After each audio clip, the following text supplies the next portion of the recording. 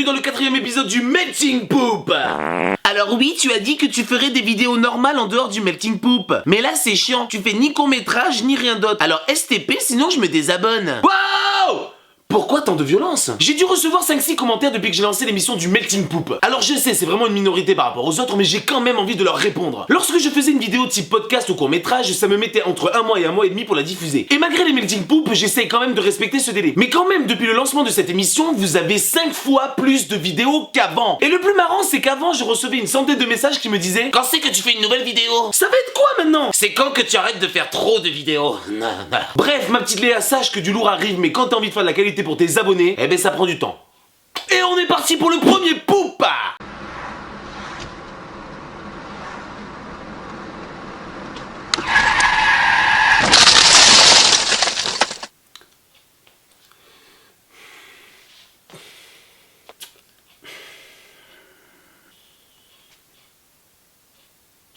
Vous savez, le monde est rempli de probabilités. Par exemple, nous avons une chance sur 250 000 de se faire foudroyer, une chance sur 720 000 de se faire percuter par un astéroïde, une chance sur 116 millions de gagner à l'euro-million. Alors s'il y a parmi vous quelques scientifiques ou personnes qui aiment les chiffres, pouvez-vous me dire combien il y a de chances de percuter un putain de couple de type bovin qui pratique le coït sur une route? Mais quel genre de merde il a pu faire pour avoir un karma aussi pourri? Non mais sérieux, ce mec rentre dans mon top 100 des gens les plus malchanceux au monde. Je sais qu'un top 100 peut faire vraiment gros, mais il y a énormément de gens qui ont la poisse. On vit quand même une époque formidable. Si internet n'existait pas, on verrait jamais ce genre de choses. Est-ce que nos grands-parents auraient cru qu'en 2015 on aurait pu voir une vidéo en 2025 où on voit des animaux en train de se faire renverser pendant qu'ils pratiquent la reproduction? Internet, merci, merci.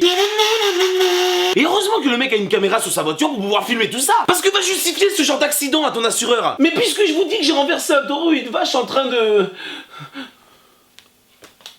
Oui, monsieur Robert, bien sûr, je comprends. Oui, une vache, un taureau. Alors ne vous inquiétez pas, le conducteur a eu le temps de freiner et la vache se relève indemne. Par contre, on en parle de lui, il y a son pote et la meuf de son pote qui viennent de se faire renverser. Et la première chose qu'il fait, il court derrière juste pour essayer de la pécho, quoi. Eh mais c'est à mon tour, wesh. Oh la miss. Oh vas-y, viens, fais tourner un piste, s'il te plaît. En gros, soyez prudents sur la route parce que l'amour est dans le pré. Et ça peut être dangereux. Et on est parti pour le deuxième poop. Pour introduire ce poop, je vais vous le faire en poème. Maître Teubé, sur son arbre perché, tenait dans sa main un manche à balai. Maître Bâtard, d'un air emballé, lui dit: s'il te plaît, est-ce que tu peux chanter? Aïe!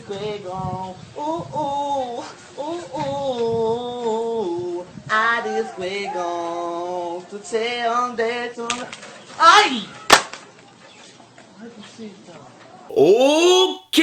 Comment on peut être aussi...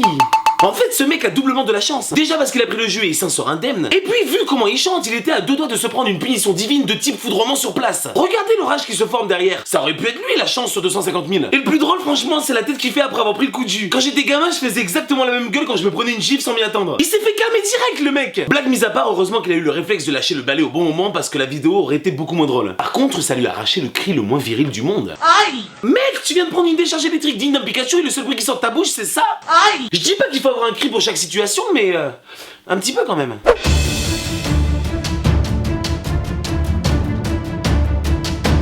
Aïe! Ah, tout de suite, ça casse la légende, hein. Et pour finir, pourquoi, après avoir pris une décharge électrique, la première chose qu'il fait, c'est toucher ses cheveux? Aïe! Aïe! Le mec qui tient pas son brushing, tu sais. Balila, bali. Aïe! Heureusement que j'ai encore mes cheveux, hein, parce que sinon ça aurait été la fin du monde. Qu'est-ce qu'il y a? Pourquoi tu me regardes comme ça? Tu sais combien ça coûte d'entretenir ça? Non mais c'est vrai, la coupe de cheveux c'est le plus important, je suis très bien placé pour en parler. Et on part sur le poop numéro 3. Est-ce que vous avez déjà vécu une situation gênante? Tellement gênante que vous auriez tout donné pour vous retrouver ailleurs? Si oui et que c'est pas trop indiscret, mettez-la moi dans les commentaires. Et surtout dites-vous que ce n'est rien comparé à ce mec.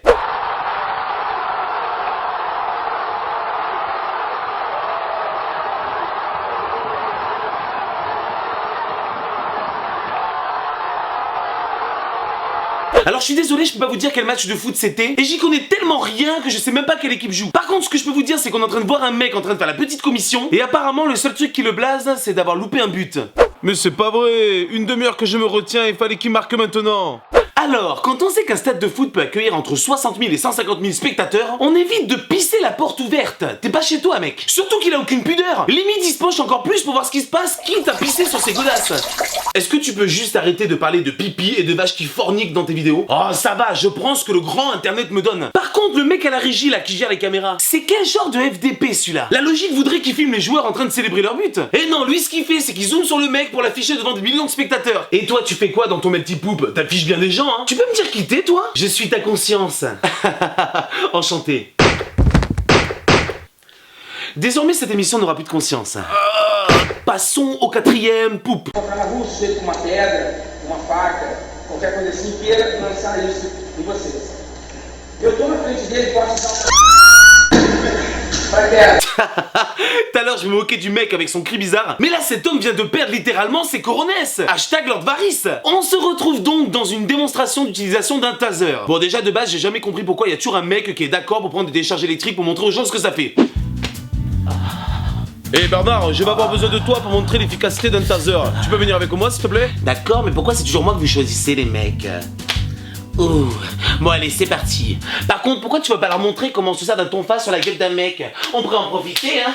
Et puis franchement, vu comment il est serein avant de hurler comme un choriste, je me demande vraiment s'il savait à quoi il faisait face. Moi perso, sans faire exprès, j'ai déjà touché une bande électrique pour arrêter les chevaux. Ça m'a calmé direct. Alors là, j'en parle même pas. Bref, je pense que vous vous posez les mêmes questions que moi. Pourquoi un mec qui a l'air aussi balèze, qui est dans la police, donc qui a l'habitude des rapports de force, pousse un cri digne d'un castrat? Heureusement qu'il est costaud, hein, parce que si sa voix elle est comme ça, pour ce genre de métier, c'est un peu foutu pour lui. Bonjour monsieur l'agent, j'ai fait quelque chose de mal?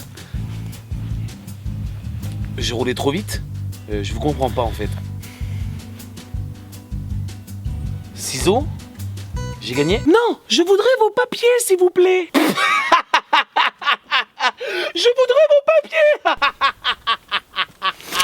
Te fous pas de ma gueule, enculé. Te fous pas de moi. Et on arrive déjà au poupe du pooper. Et on remercie Louis pour son poupe qui nous rappelle que tout le monde peut être rappeur, mais que le rap n'est pas fait pour n'importe qui. Si, ma gueule. Si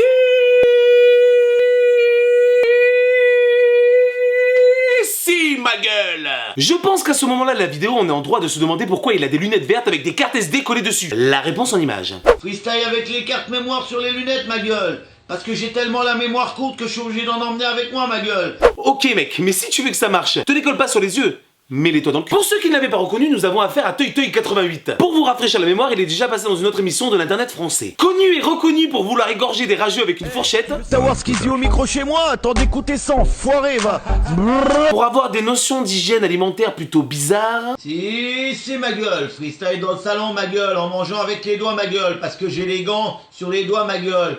Parce que c'est important l'hygiène alimentaire. C'est pour que mon rap reste propre, ma gueule. Aïe. Et je pense que c'est le seul rappeur au monde à lâcher un freestyle avec une glace. Freestyle en mangeant une glace, ma gueule. Parce que j'ai le cerveau qui est trop chaud, ma gueule. Tellement d'aspiration qu'il faut refroidir tout ça, ma gueule. Aïe, viens goûter à ça, ma gueule. Et une nouvelle fois, il nous lâche un freestyle avec un flow légendaire saupoudré de punchlines aiguisées. Écoute ça, si. Je brille toujours comme un peu follet, mon rap c'est des reprises de volée, toujours du loup, pointin d'un but, tu veux m'éteindre, tu joues les grosses putes, ça ce que je me suis fixé, un but, je suis trop loin, pousser langue de pute, pas le temps d'écouter, c'est quand je rue, j'envoie toujours des paroles qui tuent, ça te plaît pas, ferme ton clapet, si t'as aimé, c'est que t'as pas volé, j'ai pas le temps de dire je vais tout faire, dans le rap j'en ai trop d'endurance, dans le rap j'en ai trop d'endurance. Et finalement, ma vie natale, ça peut devenir brutal pour ton mental. Aïe, 88, 2015, ma gueule.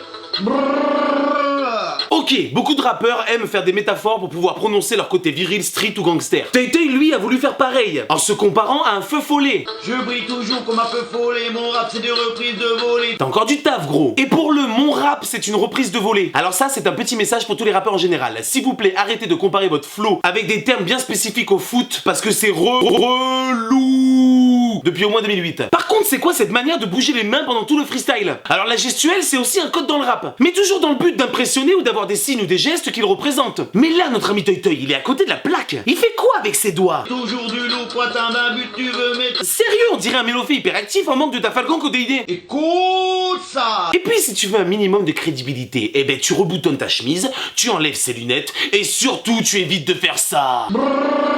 Et voilà, nous sommes déjà à la fin de ce 4e épisode du Melting Pop. N'oublie pas que si toi aussi tu veux apparaître dans l'émission, tu peux me contacter sur Facebook, Twitter ou bien mon profil perso. L'intérêt est évidemment de m'envoyer un poup qui pourrait correspondre à l'émission et qui pourrait apparaître dans un prochain épisode. Par contre, si tu as aimé celui-là, je t'invite à mettre un pouce bleu parce que ça fera plaisir à mon cuir chevelu. Écris-moi dans les commentaires ce qui t'a fait marrer dans ce Melting Poop et surtout n'oublie pas de t'abonner. Allez, abonne-toi ou je te nie. Bisous frère chauve.